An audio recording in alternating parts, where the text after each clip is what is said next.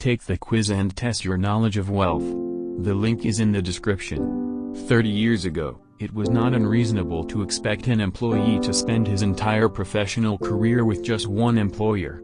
Today, it's ridiculous not to change jobs every 2 years, and there is a growing tendency to make people think that changing jobs on a regular basis is ridiculous. The culture of being an entrepreneur, investor, or freelancer is driving young professionals to increasingly pursue career paths that are not in their best interests.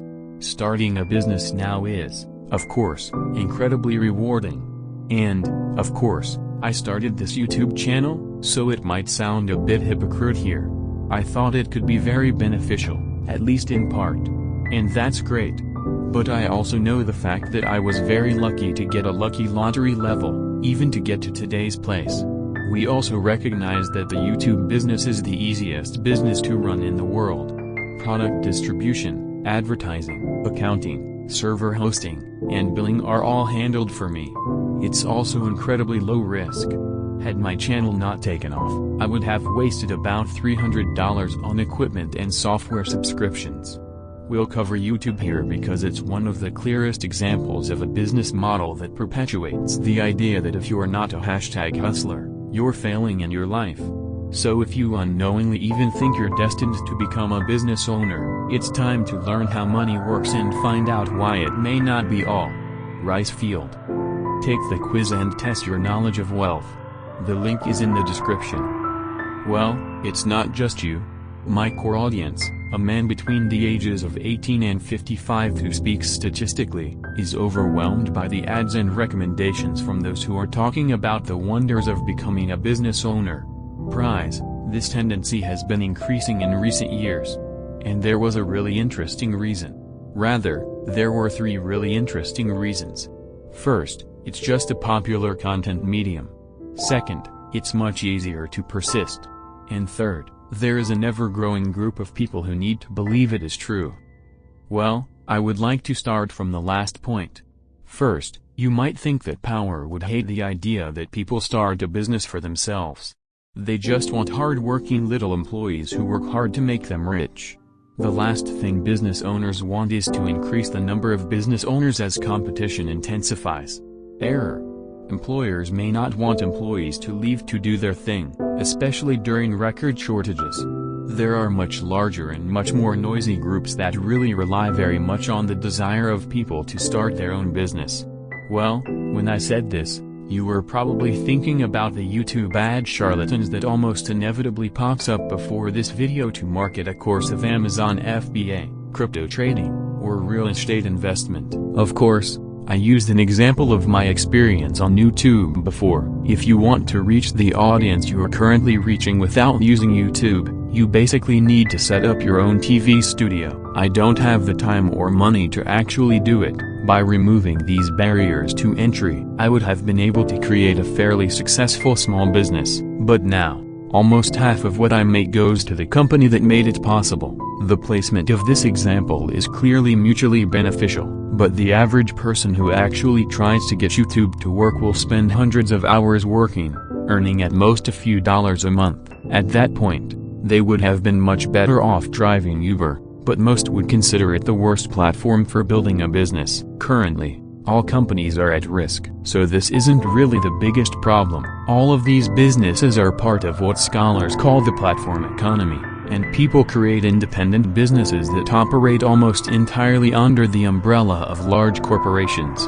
The main problem with these platform economy businesses is that people are not reducing their income. It's just a business. Server hosting, marketing and product development are not available for free. The main problem is that platform economy businessmen are completely obedient to the platform on which they build their business. If Uber determines that a driver's income per mile is halved, he has little say in the decision. If 5 freelancers are kicked out of the website, they lose their business. And if YouTube decides to stop recommending my videos, I have to get back to work. This brings us to the third group. You need to believe that being a business owner is the best ever. So far, we've been investigating malicious scammers and opportunist intermediaries, but they're probably the worst criminals in pushing the idea of starting your own business or a genuine good faith person. Right now, I'm not talking about your friends and family here. Sure, they may be excited to hear about your new business venture, but unless they are financially dependent on you, it's unlikely they really care too much about how they make your money. I'm talking more about people on the internet running forum threads or making videos on how to set up an online store. They may or may not truly have your best interests, but they may or may not achieve two very important things. The first is that it relies heavily on the viewer's belief that success can be reproduced, unknowingly or otherwise. This was explained in detail in a video about personal finance influencers. I don't want to repeat it too much here, but if people start to think that being their boss isn't the only crackdown, these public figures are unlikely to keep their viewers long. This means that they are likely to recognize or downplay the risks and difficulties associated with running a business.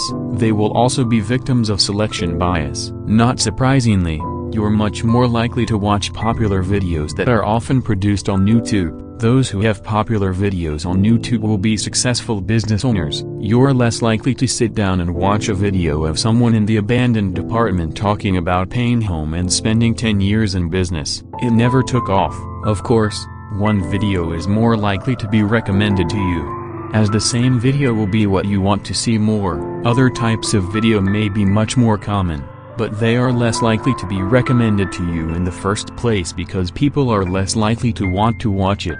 Both of these people may really be trying to share their business experience, but you will only hear one of their stories. Of course, I chose YouTube here because it's the platform I'm most familiar with. However, the same rules apply to Instagram, TikTok, business leader influencers and Facebook's outwardly successful friends, pushing up the message that it's good to create a business, and it's dangerous and difficult to create a business. Message is pushed down. Well, after all this, if you still want to create your own business, it's great. It wasn't really my intention to shoot someone's dream with this video. Rather, I want people to be aware of the reality of starting their own business, especially in the context of fake gurus and platforms that make you believe it's easy. There's easy certainty and trade-off rewards for everything. You can choose something simple and reliable, such as regular work or Uber driving, but you have to realize that the rewards are not that big. You can go to something high-paying like a doctor or lawyer, but you are ready to make a lot of effort need to do it. And, of course, it doesn't take much effort, but it still has some roles that can make you a lot of money. YouTuber is a great example, because, despite what they tell you, they are not really working that hard, at least compared to doctors and lawyers. The problem, of course, is that this needs to be incredibly lucky for it to actually work. You can't have simplicity, certainty, and high rewards together because everyone is doing it. The same applies to business. If someone is doing a lot about how easy it is to get into a business of some sort, or how you guarantee a particular profit, it shouldn't be a selling point. It should be a huge red flag. An easy-to-enter business means that competitors are more likely to participate in the competition, which means less profit and higher risk of failure. If you really want to get into the business, you'll want to find something incredibly difficult to get into, or find something that only you can enter. This may depend on your skills, network, or perhaps your capital. Maybe it means it will take you 10 years to work in the industry for the first time. Maybe it means you need to save enough money to design your first prototype, or maybe you need to meet the right people before you can set up a shop. Whatever it is, it's much better to start a hard-to-enter business than to start online in less than an hour. And hey, maybe by the time you actually get ready, you may decide that it's not worth the stress at all. Maybe you would rather strive for a healthy retirement, or maybe it's not because I have worse news. Most people watching are not going to retire. To find out why, go and check out my video last month. Thanks again to the channel members and Patreon supporters for continuing to learn how money works. Take the quiz and test your knowledge of wealth. The link is in the description.